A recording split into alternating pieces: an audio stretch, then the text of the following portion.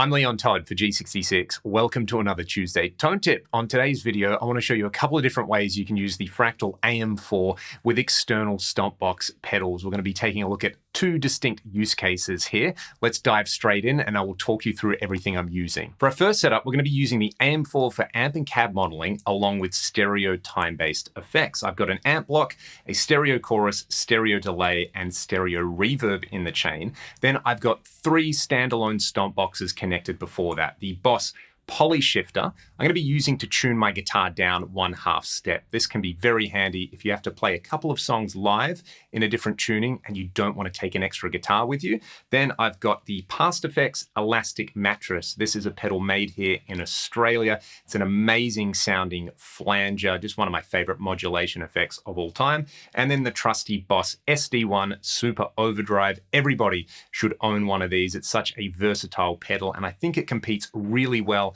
as a standalone drive or boost against higher priced boutique options. I've also set up a Fractal EV1 to the Pedal 2 jack on here, and I've set this up to control the input volume of the AM4. So this gives me a volume pedal without using up a block on the AM4. I could assign it to the output volume or to the amp block output volume, which is unique to the AM4. So let's just hear this Lone Star clean that I've set up. I'll add some effects from the AM4 and then I'll add my stomp boxes on top of that.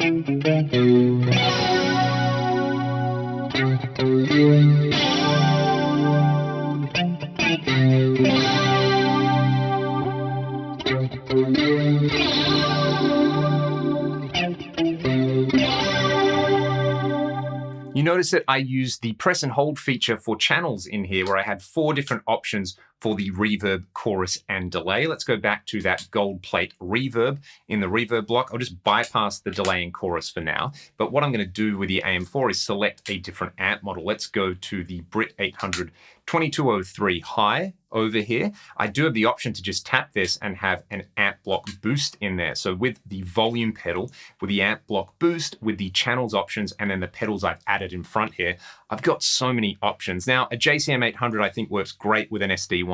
If you boost the SD1 level and keep the drive nice and low, let's hear that.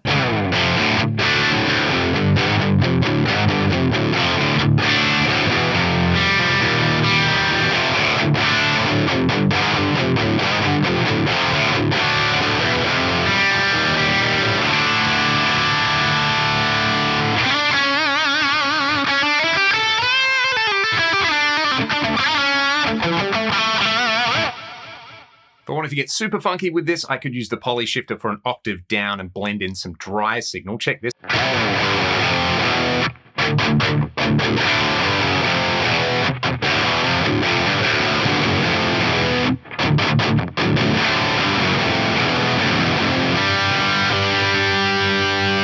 also use it in momentary mode for an octave up for a whammy style effect. In fact, let's add the elastic mattress and a nice big 2290 style delay to all of this so I can really have some fun.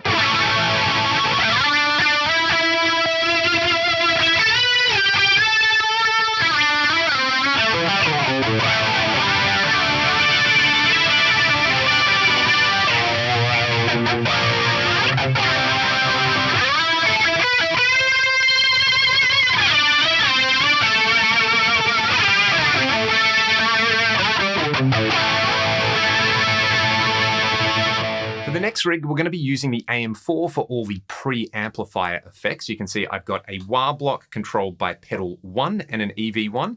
Then I've got a tremolo and a drive going into the same amp block over here. But I'm using the stereo insert loop. And I'm just going with 2 pedals that I think work fantastic with the AM4. I've got the KMA Geminis. This is a true stereo double tracker that has the option to add some pitch style detune, something I really like using in a live setup. And then the Keeley Halo. This is the Andy Timmons signature pedal that comes loaded with his signature Halo preset and a bunch of other fantastic sounding delays in here. Now, I would normally use the multi-tap delay block in something like an FM9 live, but we don't have a multi-tap delay in the AM4. We've got the delay block, which we heard sounded amazing. To do the Halo thing though, sometimes it's just easier to go and grab the actual pedal. So let's have a listen to the amp tone. It's going to be that same Lone Star clean to get started. We'll hear the drive that I'm using. This is a Crowther Hotcake model, a bit of tremolo and a little bit of wah. Then we'll add the Geminis for a doubling sound and the Halo for some stereo echoes.